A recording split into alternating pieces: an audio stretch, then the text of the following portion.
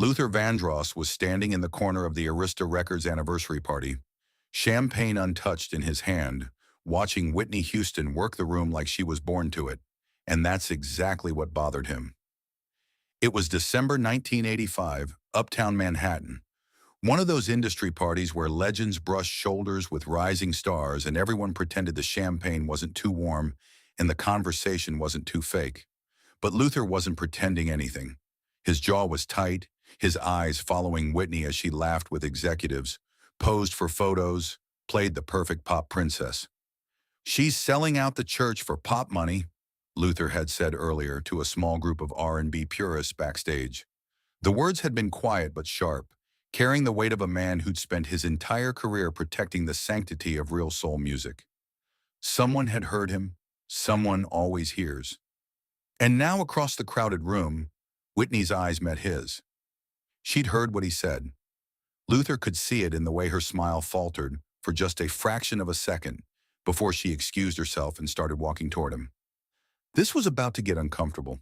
If you've ever felt judged by someone whose opinion actually matters, make sure you're subscribed, because what happens next will show you how to answer criticism without saying a single word.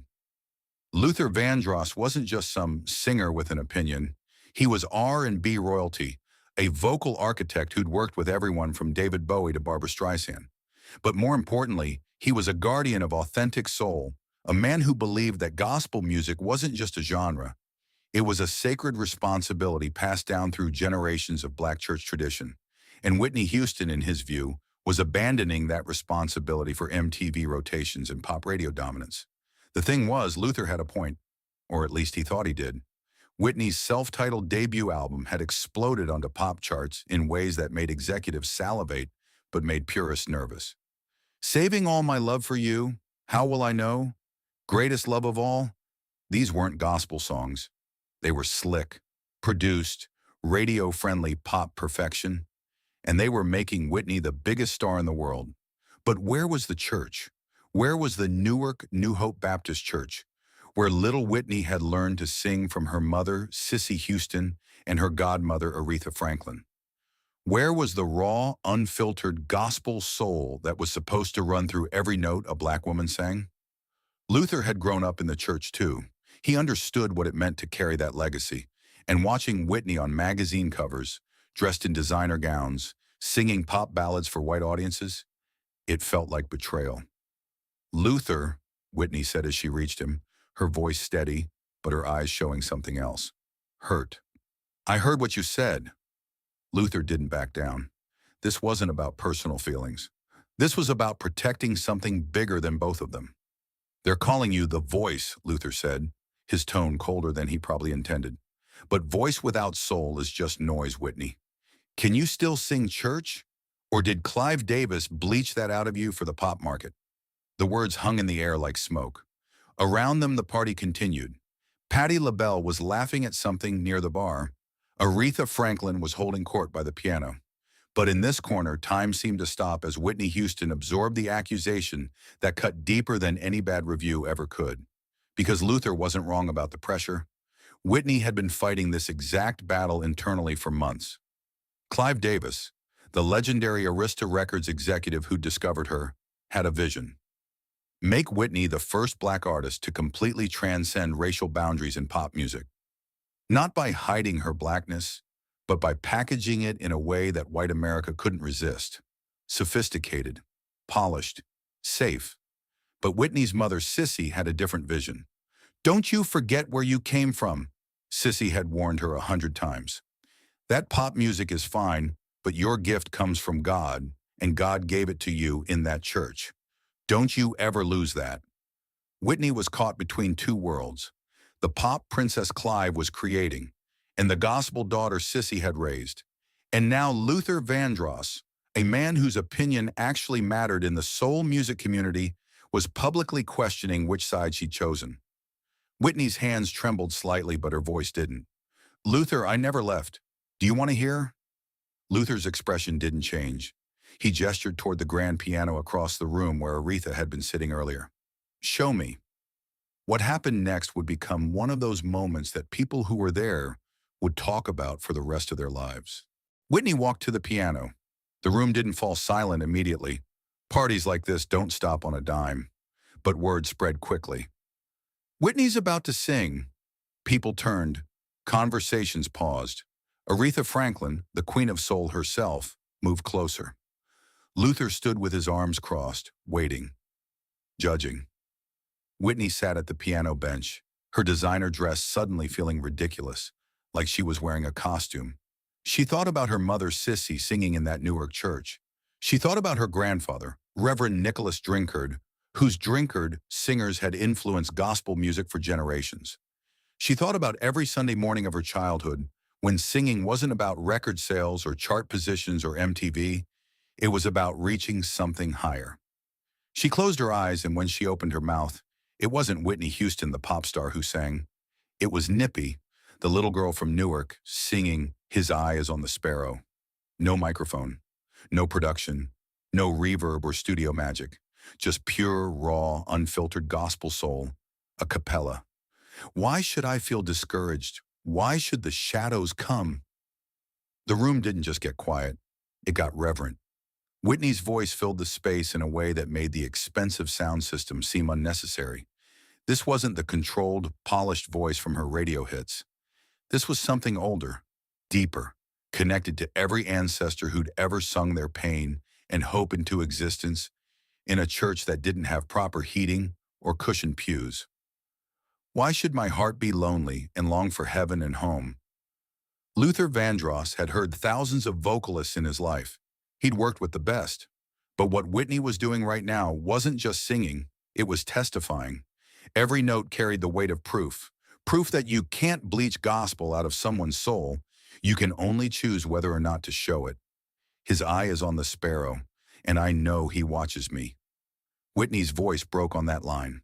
Not technically. The note was perfect. But emotionally, she couldn't hold back the tears anymore. Because she was singing to Luther, but she was also singing to every critic who'd accused her of selling out. Every purist who thought success meant betrayal. Every voice in her own head that whispered she'd abandoned her roots for pop stardom. Luther's arms slowly uncrossed. His hands gripped the edge of a nearby table. I sing because I'm happy. I sing because I'm free. The vibrato on free wasn't calculated or rehearsed. It was the natural result of a voice connected to something beyond technique. This was church. This was gospel. This was every Sunday morning in Newark when little Whitney stood on a chair so people could see her and sang like her life depended on it. His eye is on the sparrow, and I know he watches me. The final note hung in the air for what felt like an eternity. Then Aretha Franklin started clapping. Not the polite industry applause that fills rooms like this, but the kind of clapping that happens in church when the Spirit moves. Patti LaBelle joined in, then others. Within seconds, the entire room was applauding. But Luther Vandross wasn't clapping. He was crying. His legs gave out, and he had to sit down at a nearby table, his hands covering his face as his shoulders shook with the kind of sobs that come from somewhere deep and unguarded. This wasn't embarrassment or defeat. This was the overwhelming realization that he'd been completely, fundamentally wrong about Whitney Houston. Wrong about what success meant. Wrong about what it means to carry your culture into new spaces. She hadn't left the church. She'd brought the church with her. Whitney stood up from the piano, tears streaming down her face, and walked over to Luther. She didn't say, "I told you so." She didn't gloat.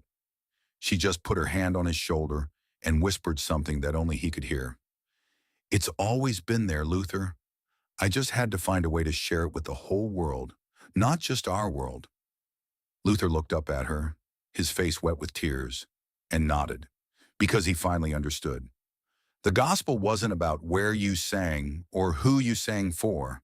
It was about what lived in your heart and whether you had the courage to let it out, even when the whole world was watching and judging and waiting for you to prove yourself. Years later, in a 1995 interview with Ebony magazine, Luther Vandross would reflect on that night with remarkable honesty. "I thought Whitney had sold out," he admitted. "I thought Clive Davis had taken this incredible gospel talent and turned her into a pop product. But that night at the Arista party, Whitney taught me something I should have already known. Gospel isn't a genre, it's a spirit. and you can carry that spirit into any kind of music. He paused, clearly emotional even years later.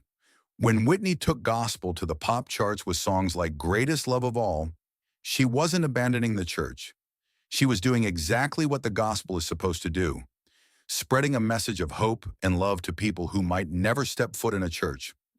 I was gatekeeping heaven. She opened the gates. That performance changed Luther's entire perspective on crossover success. He stopped criticizing artists who moved between genres and started celebrating them. And when his own career took him into more pop-oriented territory in the late 1980s and 1990s, he remembered Whitney's courage that night. But the impact went far beyond Luther Vandross. Whitney Houston's ability to carry authentic gospel soul into mainstream pop music became the blueprint for every artist who came after her. Mariah Carey, Beyoncé, Jennifer Hudson, Alicia Keys, they all followed the path Whitney had fought to create. The path that said you didn't have to choose between your roots and your reach. The next time Whitney saw Luther, months later at the Grammy Awards, he walked straight up to her before the show and hugged her tight. "Thank you for teaching me," he whispered. "Thank you for not letting my ignorance make you small." Whitney just smiled. "Luther, you made me prove something I needed to prove to myself." And that was the truth.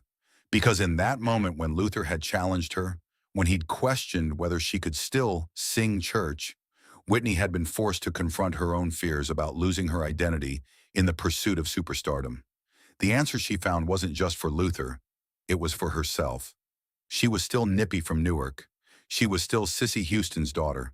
She was still the little girl who'd learned to sing in New Hope Baptist Church. The pop stardom, the designer gowns, the magazine covers, those were just the vehicles. The gospel soul was the engine that had always been driving everything. Today, when music historians talk about Whitney Houston's legacy, they often focus on her record-breaking sales, her incredible vocal range, her crossover success. But the people who were in that room in December 1985 know the real story. The real story is about a 22-year-old woman who was strong enough to be tested by someone she respected, vulnerable enough to cry while proving herself, and gifted enough to remind everyone, including herself, that some things can never be bleached out of your soul, no matter how bright the spotlight gets.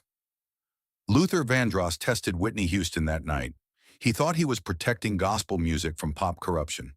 Instead, he learned that gospel music doesn't need protection. It needs messengers brave enough to carry it beyond church walls. Whitney Houston was that messenger, and she answered Luther's challenge not with words or arguments or defensiveness, but with the only language that matters in gospel music: pure, undeniable, soul-shaking truth.